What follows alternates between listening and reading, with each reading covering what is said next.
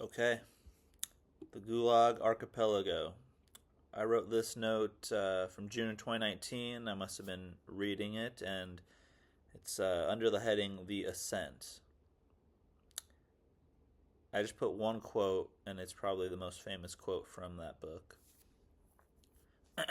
Gradually, it was disclosed to me that the line separating good and evil passes not through states, nor between classes, nor between political parties either, but right through every human heart and through all human hearts.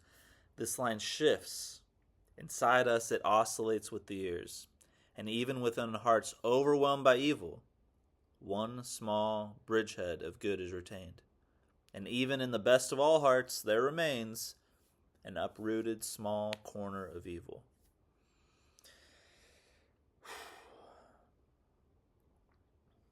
There's so many things that can be said here. So often, taking kind of the easy stuff first. The line between good and evil not passing through states or classes or political parties when our culture overwhelmingly communicates to us with words and actions that no, the line between good and evil does pass through those groups, between those parties. It's really, really sad how easy it is to dehumanize one another simply through group affiliation. And obviously, nowadays the last acceptable the last acceptable discrimination or bias or bigotry is political, right? Oh, they voted for that person. Oh, they're that party. um, as if that really even means much nowadays. What do these parties even stand for? They change every few years. I don't know. I don't know what it means to be a Democrat anymore. I don't know what it means to be a Republican anymore. Your guess is as good as mine. Better to focus on our own hearts, what's going on inside our hearts, and then being there and holding space for the hearts of others and trying to minister to the hearts of others, right? Having conversation heart to heart, right? Um, and for this man who, fought in the war, World War II, and then comes back, seemingly a hero and gets sent to the gulag. And then tells us, he is experiencing such evil and such suffering, right? This system of evil in Soviet Russia. And he says, even hearts overwhelmed by evil, one small bridgehead of good is retained. And I would venture to guess he's not just speaking about Stalin or those at the top of the Soviet hierarchy, but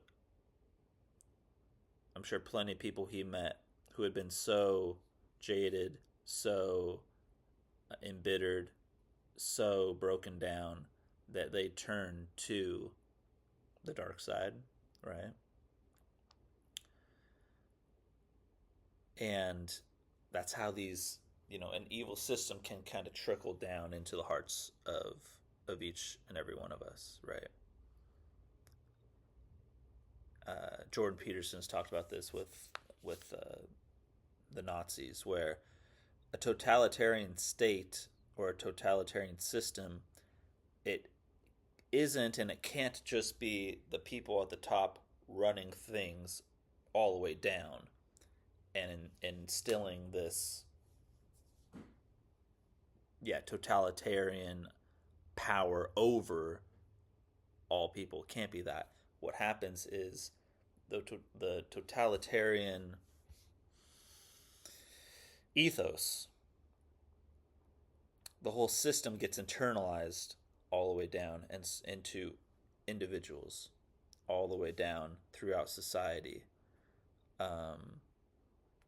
such that, gosh, there's the book Ordinary Men that talks about this, about I think they were police officers.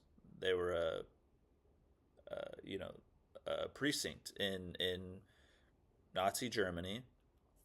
They worked their local community just as any police officers would, and then during the time that the concentration camps started to develop, they were asked to pitch in there and stop their regular police work and focus in on working this concentration camp.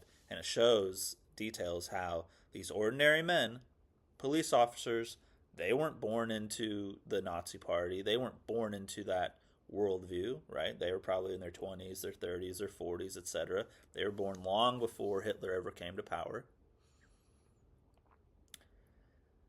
But over time, it got ingrained in them, and I believe this is where maybe it's not, but it shows the banality of evil, right? How ordinary men can come to do terrible things, right?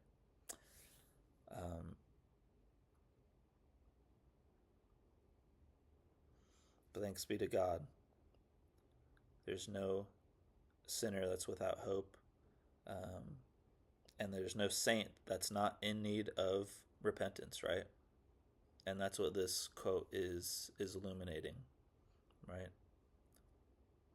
The line between good and evil passes not through states, nor between classes, nor between political parties, but right through every human heart. Important to keep in mind.